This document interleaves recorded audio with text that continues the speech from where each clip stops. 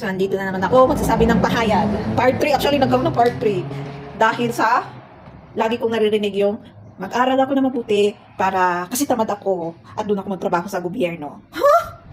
Yung tamad pa ang magtatrabaho sa gobyerno, tapos hindi nila ginagawa yung trabaho nila. Di ba, ikaw ba, nakarinig ka ba din ng ganun? Yung, mag-aaral tapos, kasi tamad, at doon magtatrabaho? Kasaw ka. Wala yung kausap ko. Ilang beses ko kasi narinig yun. Kaya pala, mostly nang nagtatrabaho sa kahit ibang klase ng departmento ng gobyerno is tamad. And may bago silang binigay na kasi tamad silang gawin yung trabaho nila. Tignan mo yung ibang building. Wala namang ganito, ganyan. Ang responsibility mo dito sa commercial space ka. Pinapacheck ka naman yung mga engineer. Ang main point dito is hindi talaga nila ginagawa yung trabaho nila. Katulad ng dumaan na Beneco, ewan namin kung boss ba yun? Tinitigan lang. Yung paano nyo naman, di ba ililipat nyo yan? Saan nyo idadaan? Di tinuro. Okay. So, nagtanong yung, nag-ayos ng poste kasi pinalipat nga namin. Tapos meron pang kapitbahay na nagsabi na malihan. Sila pa magsasabi. Yung hindi talaga nila ginagawa yung totoong trabaho nila. Pero pag tatawagan mo sila, wala sila doon. Tapos maghihintay pa sila ng oras. Yan, ina-apply nila yung ginagawa ng main na nakaupo sa, sabihin mo ng politicians or workers sa main. Asan ba ang main? NCR ba yun? Yung lugar? Basta yung main government Kasi pag dito, local ito. Kasi provincial. Provincial. National pala, yung main. Yung kahit yung bahay na to, nung ginagawa siya, nung hindi pa kami babantay, yung uncle pa namin ang babantay, tinititigan lang at hihintayin pa daw matapos. Kaya wala itong mga to na sinabi nung Juan, yung exit, etc. Pero pag gagawin sana nila sa isang bahay, lahat sana gagawin din nila yung ito, para hindi unfair na sasabi nila. So kung totoong supervisor ka, manager ka sa isang trabaho, hindi lang yung pangalan na yun or yung sweldo, makamundo na tinatawag natin. Dapat yung totoong trabaho niya, i-check na mabuti yung trabaho. Ayan, magdodoble ulit kami. Magdodoble ulit kami ng trabaho. Imbis na natapos na sana yung araw niya, magdodoble ulit na araw na tatrabahuin. Ang hirap makitransact sa mga taong nasa posisyon nga pero hindi mo naman mahagilap at hindi ka ginagawa yung tamang trabaho. Na kahit magreklamo ka nga sa kanilang main, kung yung trabahador mismo hindi niya ginagawa yung trabaho. So kung yung main din, hindi niya kayang pagalitan yung mga trabahador niya, kasi nagkakaproblema din kami ng iba-ibang tribe na sinasabi nila kung paano mo pakisamahan yung Wala na sanang tribe culture dyan. Kung yung communication is tungkol sa trabaho, kung kailangan pagalitan niyan, kailangan pagalitan, hayaan mo yung ego and pride niya na masaktan, kasi totoo yun. Nagkakaproblema kami ng tribe tungkol sa highlanders and lowlanders, na mag-iisip ka pa na, mag-hesitate ka na, wait, okay lang bang pagalitan ko to? Kasi tama naman kailangan pagalitan to kasi may pagkakamali to. And so wait lang, tuloy natin. So totoo naman tong, nagulat yung kasama ko. Yan nagulat siya. So totoo naman yung binigay nilang yan. And wala naman siyang grace period. Pero lahat sana bigyan yan lang yung point. Hindi yung i-stricto sila sa isang banda. Kasi doon mo ma-pinpoint na bakit laging ikaw lang yung ginagawa ng strictness. May meaning din kasi beyond more yan. Yung kunwari, wala ka namang kasalanan pero parang may kasalanan ka beyond more. Sabi ko nga may connection sa spirit feels kahit hindi nila naiintindihan consciously.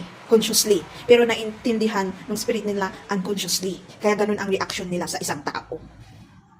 Yung pinipinpoint lahat sa'yo. Yung kasalanan pero hindi na ma-pinpoint yung pagkakamali nila. Merong meaning yan beyond more.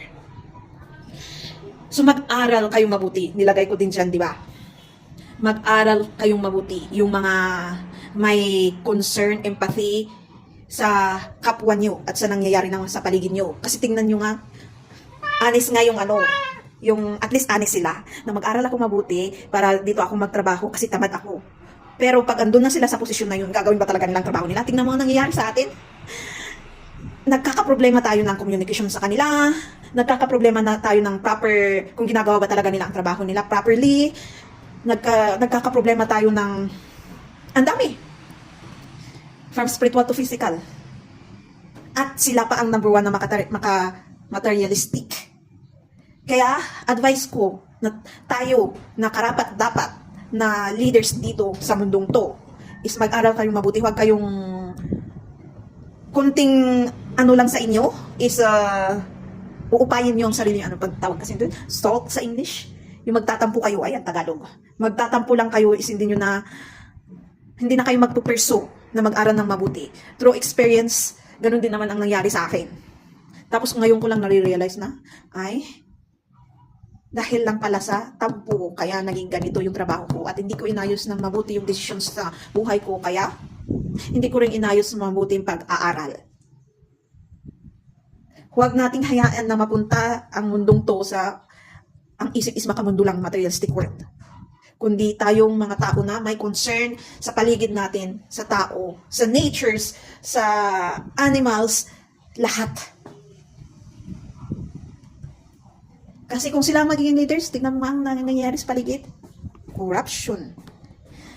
Yan ang effect ng makamundong isang tao at selfish ng isang tao. Corruption sa spiritual and physical, ugali at pera. Service. Ano pa? Ito ang advice din ng Diyos na pinaparating sa inyo.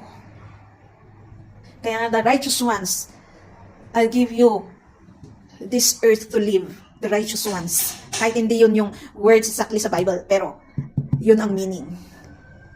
Meaning din nun, beyond more, gawin natin ang lahat para mapasa atin yung righteous, yung blessings na yan. Huwag natin hayaan na ang maglilid is ang mga taong hindi natin maiwasan na sasabihin walang kwenta. Kasi anong explanation ang pwede natin ma-explain doon? Merong study pala na nagsasabing imperfect ang God eh. Napaka-perfect na ang Diyos. May isang nagko-content na laging dumadaan sa aking FYP. Sa kanilang, sa tingin ko grupo din to eh. Isang paniniwala nila ang Diyos is imperfect. Kung imperfect siya, di pinabayaan talaga tayo. Nasa levels lang yan ng understanding. Ibig sabihin yung teaching na yon below the teaching of real. Kaya sinasabi nilang imperfect God. The earth and human are made by imperfect God, sabi doon eh. Kung ginawa kang perfect, hindi ka hihingi ng tulong, hindi ka mag-share, hindi ka bibigay ng ganito na words, and kaya mong mag-stand ng isa. Kaya nga, ginawa tayo ng imperfect para may tulungan, may sharing. Merong growth, merong learning. Ibig sabihin, yung teaching na yun, may gustong iparating, kundi kontrolin lang ang paniniwala ng tao.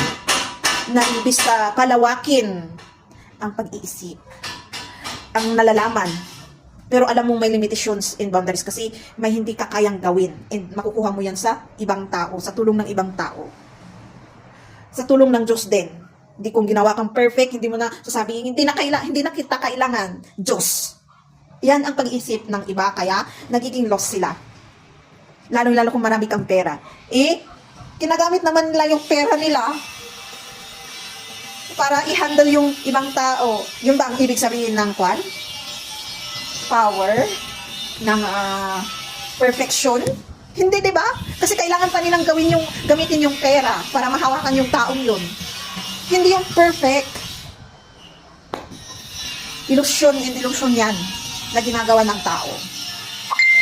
Again, before ko i-end yung video na to, mag-aral kayong mabuti. Huwag niyong tularan kami na, oo, meron kaming concern dito, ganyan. Pero dahil sa limitasyon na nandun kami sa mababang, dito sa materialistic world, wala kaming magagawa. Pero meron pa rin naman dito sa boses. At itutulong as much as possible. Para mabalik yung concerns, etc. Yung light na sinasabi nila.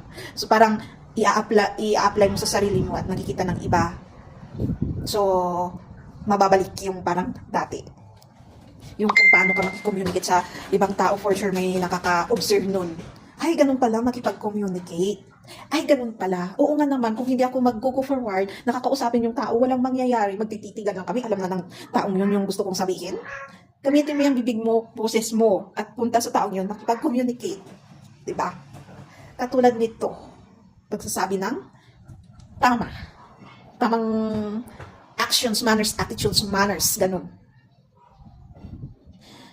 Pero, sa part na argument, may iba-ibang klase din yan. Nadadagdag lang yung feelings na hurt and hatred, kaya may nagsisigawan na sasabi nila. Or, parang tumataas lang ang boses dahil sa authority na sinasabi nila na kailangan mo. Itaas ang boses mo kung hindi nakikinig yung tao yun. Diba? Iba-ibang klase. So, I think, soon, malalaman ng mga tao yung proper communication, manners, attitudes, qualities. And yung galaw is, kasi napapansin din sa generation na to is, kailangan lang nilang gumalaw para magyabang. Yung, hindi kailangang i-validate yung pagyayabang na yan sa action na gagawin. Na gagawin mo ba talaga yan? Kung may concern ka ba talaga, or ganito, or nagyayabang ka, or ganito. Maayos ang mga yan. Gusto mo lang ng validation, kaya ganun na kailangan mag-go forward para may ikakaganda ng pangalan mo. Yun ang tinatawag na pagyayabang, yung totoong pagyayabang. So, kailangan nating simulan muna sa sarili talaga natin. Para lumabas talaga yung totoong boses natin and yung courage and confidence, din mapag-aralan talaga kung anong dapat mapag-aralan para ma-apply natin and pupunta na tayo sa others, which is helping one another. Yung unity na sinasabi sa Bible, which is service with one another.